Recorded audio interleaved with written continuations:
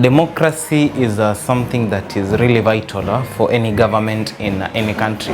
And democracy basically is a system of government in which power is vested on the people.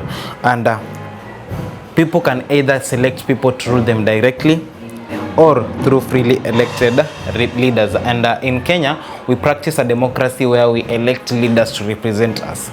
But now, when democracy is attacked, it becomes a dictatorship form of government where leaders in office and leaders in power determine how the country should behave, how people in that nation should react, and whatever these people do is literally controlled by the leaders themselves. And this is no longer democracy, this becomes dictatorship.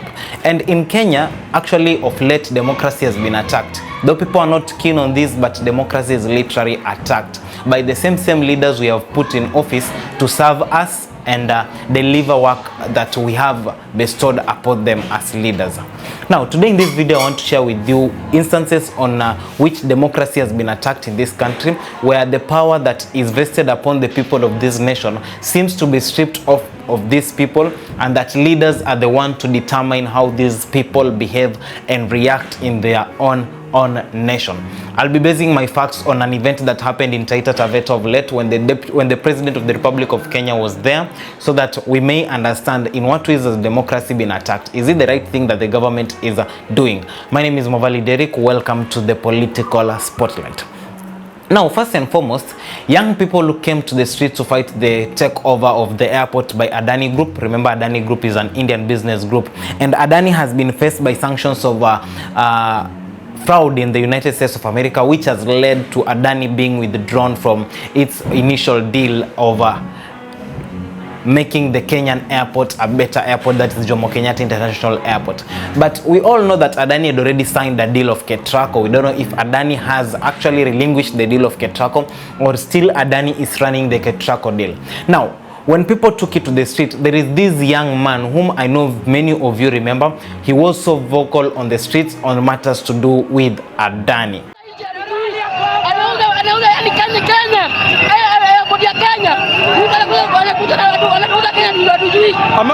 Amauza airport. Amauza nani? Amauza muhindi. Yaani muhindi gani? Sijui kwa muhindi, lakini huyu mtu alimaana nyumbani. Aende kalale. Moja hajauza airport. Hajauza airport. Nani? Unajauza airport. Kwa nini anakuja tuuza airport hapa? Yeye ni nani? So sasa tunaelekea airport. Tunaelekea airport pale. Sawa. Sasa tunaelekea airport. Arudie airport hapa.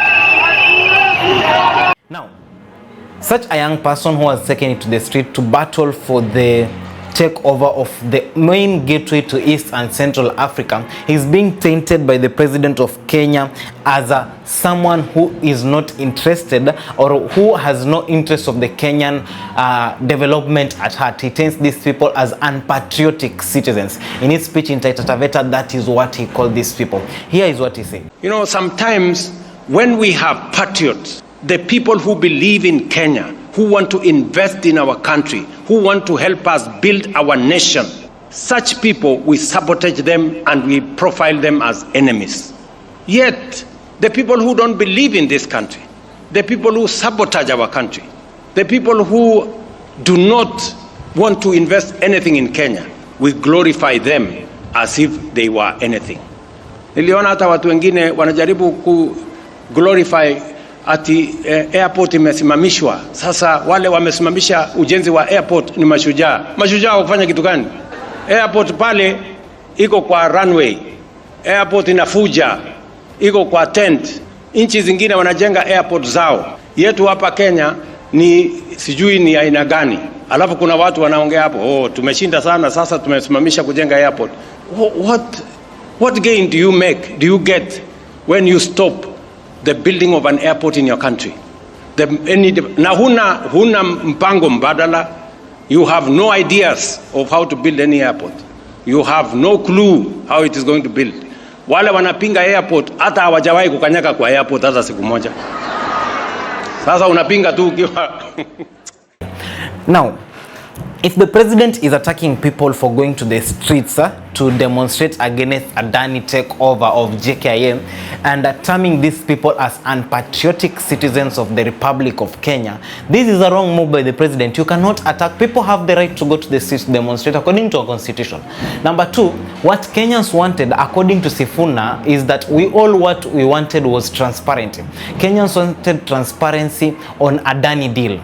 Kenyans wanted to be involved on the Adani deal. We were not involved in the Adani deal. And I want you to take just a minute and listen to what Sifuna had to respond to the president concerning the Adani deal. Here's what Sifuna said. Matamshi yake mwenyewe. Na ndio ujue kwamba haya matamshi anaposema hayaamini, hayatoki moyoni mwake, ni mambo tu ya kufurahisha watu. Na ndio maana watu kama sisi huwa hatuendi kusikiza hotuba zake. Sasa jana anasema nyinyi mnasimamisha airport, hata hujawahi kukanyaga airport. Haijalishi kama umekanyaga airport ama hapana. Hii airport hata kama iko Nairobi, si ya watu wa Nairobi, si ya watu wenye kusafiri. Mimi nilikuwa mmoja wa kupinga huo mpango mzima wa Adani, na mimi napanda ndege kila siku, ajue leo. Mimi napanda ndege kila siku. Tumeona mataifa mengine jinsi ambavyo yamenadhifisha airport zao.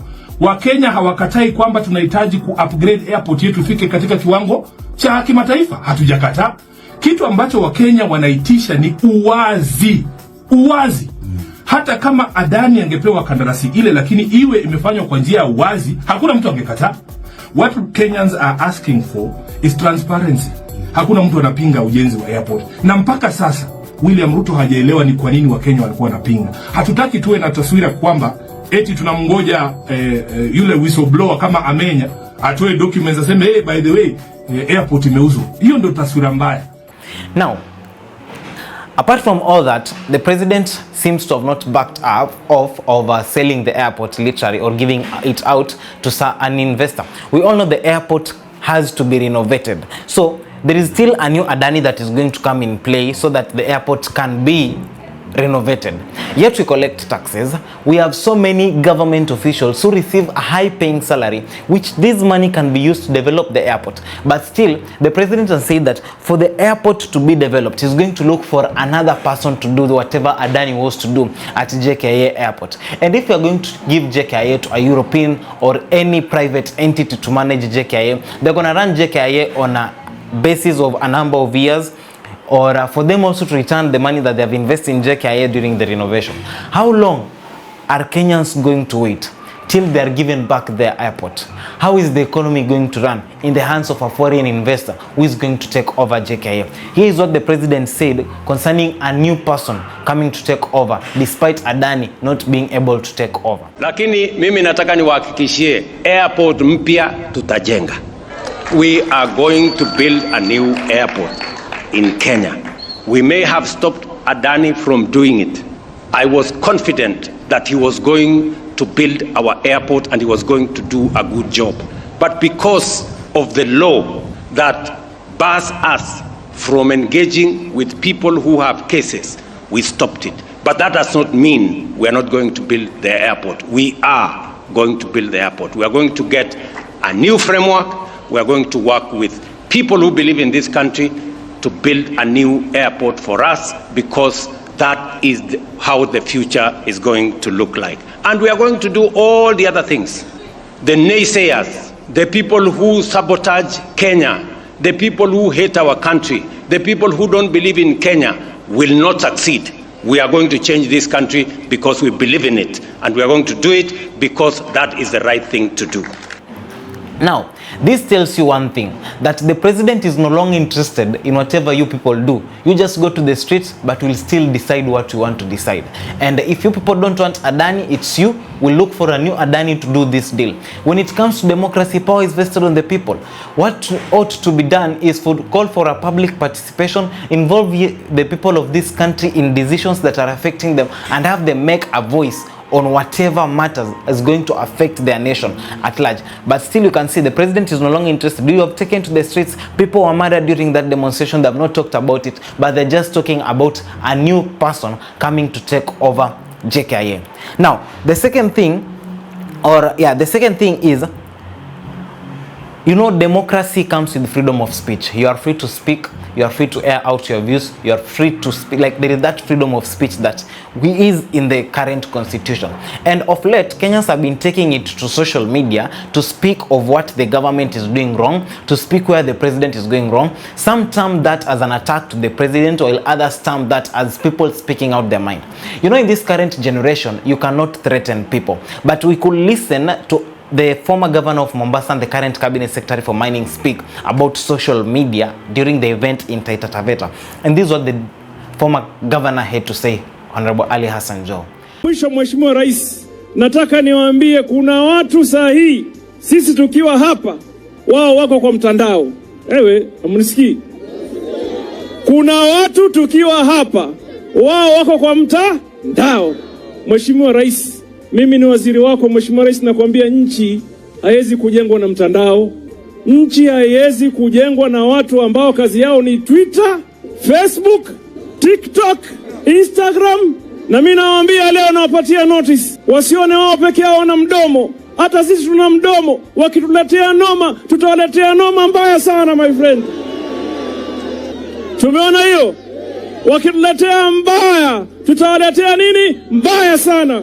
Now, Sifuna did not wait so long before he responded to Ali Hassan Joho concerning the same issue of Ali Hassan Joho saying that kama ni mbaya tutaleta mbaya sana, kama ni noma tutawaletea noma sana, that people on social media are tainting the name of this country negatively out there amongst other nations. Here is what Sifuna had to say in response to Ali Hassan Joho's remarks in Taita Taveta. Hii serikali haijui kuzungumza na wananchi. Hajui kuzungumza na mwananchi wa sasa, si mwananchi wa kufokewa. Hakuna mtu anatishwa. Unajua kama Joho huyo, kwanza huyo Joho tutamuita sisi kama wabunge pale bungeni aeleze ni nini anatisha wa Kenya ati atawakujia. Anawakujia kama nani? Kwa njia ipi? Na tunachukulia semi za waziri ni tofauti sana na semi za mwanasiasa.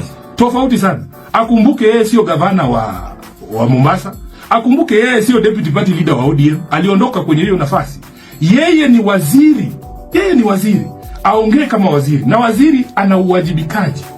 Ana bahati sana tunaenda recess wiki hii na tunarudi mwezi wa pili. Anafikiria tutakuwa tumesahau. Hatutasahau. Tutamuita bungeni tumuulize swali. Wewe kama waziri unapotoa matamshi kwamba wale wakosoaji wa serikali ati unawakujia kwa njia ipi? Na tunazungumza haya kwa sababu sisi wana ODM haswa tunaamini katika ile Bill of Rights iko katika katiba hii yetu. Watu wana uhuru wa kusema. Na mimi nataka kuambia watu haswa wale kwenye mitandao, msitishwe na mtu yote. Wasitishwe na mtu yote. Wazungumze kwa sababu hii ndio njia ambayo tutatengeneza taifa letu kwa sababu ya vizazi vijavyo. Wengine ambao wanazungumza haya mambo yao yamekwisha. Unatutisha na labda kesho utakuwa. Unatisha mtu mwenye miaka 19. Wewe umefikisha miaka ngapi? Umeshakuwa gavana, umekuwa mbunge, umemaliza mambo yako. Uko retirement, unakuja kutisha watu wenye miaka 19. Wao ndio watu ambao unatakiwa tukae na wao, tujue wao wangependa mustakabali wa nchi hii ukae vipi. Wewe you have already contributed to the progress of the country. Stop threatening people. Na hakuna mtu anatishika sahi. Mimi nawaambia hata jana usiku tunatazama matukio kule Seoul, South Korea. Wananchi wamepata nguvu. Sasa hivi hakuna mtu ambaye anaweza kuja eti unatisha watu. Na nataka niseme kwamba sisi kama wanachama wa ODM wale tumebaki ndani ya chama, tunazidi kutamaushwa sana na matamshi ambayo yanatoka kwa hao viongozi ambao waliondoka chamani. Now, here is where democracy is attacked. When you are being bad from speaking, you are slowly going to dictatorial form of government, right? Remember the eras of Moi where you could not correct the government? Check Uganda, what is happening in the government of the president of Uganda, that is Yoweri Kaguta Museveni. There is this young person who has been in prison for speaking against the president. And I see there is where we are heading. The likes of Akina Joho have taken the doctrine of ODM that Baba akisema left tunaenda left to UDA. And this is a very dangerous tactic. You know, Joe, they are there to protect their jobs. They are there to protect the image that Raila and Ruto have currently. But he has taken it so much that he's threatening people on social media. If you are going to speak against the government, they'll come for you. This is actually obstructing the freedom of speech. I have the freedom to speak, I have the freedom to air out my views. Social media, what it has done, it has just made the world a small village where anyone can speak what he faces and feels like is not trying to happen in his nation or in his constituency. But his attack, these are democracy's attack. You're no longer going to have a freedom of speech, and even if you want to speak, in the snap of a finger, you are vanished. The last act where democracy is literally attacked, or it was attacked in the event in Taita Taveta, is what Junet Mohammed had to say concerning public participation. Here is the snippet of it. Mimi nimeshangaa na nchi yetu, na mimi naongea saa hii sasa kama kiongozi ya bunge, kwa sababu serikali inachaguliwa ili ilete maendeleo kwa wananchi, na kama serikali ikitaka kufanya kazi yake inawekewa vikwazo. Serikali lazima ifanye public participation, inafanya. Tena iombe ruhusa bunge, wanaomba. Tena waombe ruhusa kwa watu wa judiciary wa makotini, tena waombe kwa civil society, tena waombe ruhusa kwa watu wa kanisa. Serikali itafanya kazi siku gani? Serikali itafanya kazi siku gani? Wewe ukitaka kufanya vitu ya boma yako na bibi yako, unaomba watu ruhusa. Hata unaomba tu ruhusa mama. Unaweza omba mtoto yako, uombe baba yako, uende babu yako, unaweza fanya hivyo. Hii mambo ya kuomba ruhusa kwa kila mtu lazima ikwishe. Na mimi nimeongea kama mkubwa wa upinzani. Kwa sababu serikali haiwezi kuomba ruhusa mahakama ili wajenge stima, waombe kanisa ili wajenge stima, waombe civil society ili waombe stima. Juzi muliona wale wako Nairobi. Airport yetu iko mbaya sana. Imeharibika.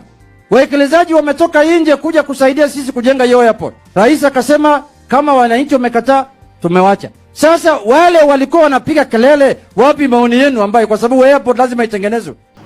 Now, trying to do away with public participation is one of the things that Kenyans, I don't know what that sits with the Kenyan people, because there is this time when we're having a public participation on the impeachment of Rigathi Gachagua, but we never had a public participation when they were implementing the new funding model for universities. When they were doing the Adani deal, they didn't have a public participation. And there is this young lady in Nairobi who said, you people have looked for us because you need us. And remember, the court had given directives that if you want to impeach someone out of office, do a public participation, get the views of Kenyans on that matter before you make a decision on whether you want to impeach that person. So when they wanted to impeach Rigathi Gachagua, they brought the motion to the people to get the public participation of the people. But you all know, your views never mattered because they'd already made the decision. That was just like a cover up for what they wanted to do. And apart from that, Kenyans started saying, why didn't you bring the Adani deal for public participation outside the impeachment motion? And right now, not Sifuna, but Junet Mohammed is like, does the government have to get authority from everyone, from the church, from the citizen, for it to make decision? If that's why the government cannot develop. But one thing these leaders are forgetting is that power is vested on the people. Constitution of Kenya, chapter 1, sovereignty of the people. For you to make any decisions, what you are, you're just a representative of a fraction of people of this nation. There are people who elected you to go to that parliament to represent them. So in that parliament, you are not presenting your own bills. You are presenting the needs of the people who elected you. So these people have the right to do or to give their views when it comes to matters, when it comes on matters to do with development, when it comes to matters affecting their well-being, when it comes to matters affecting the economy of their nation. These people have the right to speak. So as much as we are not speaking much, I want to tell Kenyans this, that democracy is being attacked. I don't know what is your view, but to me, the three instances, the president speaking on the Adani deal and attacking people who are out fighting for the rights, they were just speaking, what they were just seeking for is for transparency from the government. The former governor of Mombasa, Ali Hassan Joho, speaking about social media and people trying to speak about what the president is doing on social media, saying that it is chasing away investors. That is just what Kenyans are trying to get, is accountability. Come and be accountable to us. How are you using our money? And then the public participation with Junet Mohammed. This is just trying to tell Kenyans that your views no longer matter. We decide how you are going to live in this country. And if this is the way we are going, then we are heading into a dictatorial form of government. If you have reached this point, don't forget to hit the subscribe button and leave me a comment in the comment section. Do you think the deals done by Ali Hassan Joho, Junet Mohammed and President William Ruto are an attack to the democracy of this nation, freedom of speech, freedom of expression, and freedom to do what you gotta do as a Kenyan citizen. My name is Mwapali Derek. See you on my next video.